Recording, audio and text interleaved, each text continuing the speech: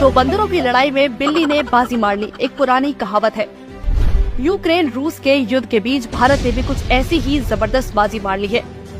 भारत में तेल नेचुरली उपलब्ध नहीं है, ये सब जानते हैं। इसके बावजूद भी भारत यूरोप का सबसे बड़ा तेल निर्यातक बन गया है, वो भी सऊदी अरब को पछाड़कर। लेकिन जब इंडिया में तेल नहीं है तो इंडिया तेल कहां से ला रहा है? तो बता दें कि ये तेल भारत खरीद रहा है अपने पक्के दोस्त रूस से। तेल पर मास्टर स्ट्रोक। रूस तेल का सबसे बड़ा निर्यातक था, लेकिन यूक्रेन रूस युद्ध के बाद अमेरिका और यूरोपियन संघ के देश रूस पर सैंक्शन और प्रतिबंध लगाकर बैठ गए। ऐसे में भारत ने रूस से संबंध नहीं तोड़े, बल्कि उससे और ज्यादा तेल खरीदना शुरू कर दिया, जिसके चलते अमेरिका, यूके और यूरोपियन देश भारत पर दबाव बनाने लगे। लेकिन भारत ने साफ कर दिया कि रूस उसका दोस्त है और भारत ने अपनी जरूरत से भी ज्यादा तेल खरीदा। जानते हैं क्यों?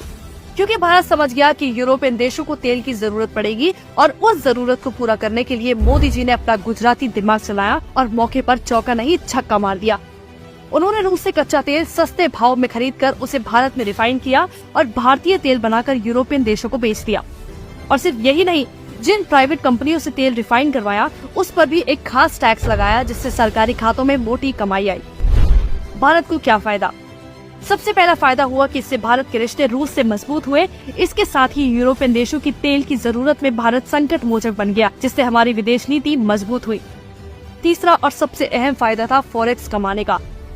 अगर ये डील डॉलर में होती तो इसमें भारत को कोई फायदा नहीं होता, लेकिन क्योंकि रूस पर डॉलर में ट्रेड करने पर बैन था, मोदी जी ने इस मौके पर चौका मारते हुए रुपये में रूस से तेल खरीदा और यूरो में यूरोपियन देशों को बेचा।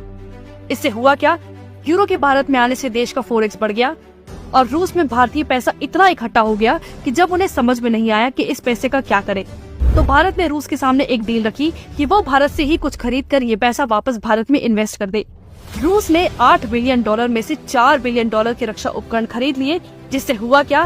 भारत का पैसा भारत में ही इन्वेस्ट हो गया और बाहर नहीं गया। ऊपर से फॉरेक्स बढ़ा, ये अलग। ये तो वही बात हुई, आम के आम गुठलियों के दाम। मोदी जी ने साबित कर दिखाया कि बिजनेस करना है तो एक गुजराती से बेहतर कोई नहीं है। उनके अंदर गुजरात का ये पानी पूरे देश के काम आ गया। मोदी ने ट्रेडिंग करके इतना पैसा कमा लिया कि सऊदी के प्रिंस का सिर चकरा गया होगा, क्योंकि तेल तो उसके पास है। फिर भारत सबसे बड़ा तेल निर्यातक कैसे बन गया? अब सोचिए, अगर कांग्रेस होती तो ये पैसा देश को नसीब होने के बजाय उसी की जेबों में चला जाता। वो तो जाते जाते भी ऑयल बॉन्ड्स का बोझ मोदी सरकार पर डाल गई थी, लेकिन मोदी जी ने उसी तेल से देश के लिए पैसा कमा लिया। ये फायदा है आपके एक सही वोट का, इसलिए इस बार भी सही को चुने, क्योंकि ये देश बहुत मुश्किल से यहाँ तक पहुँचा है। इसे बचाना अब आपके हाथ में है।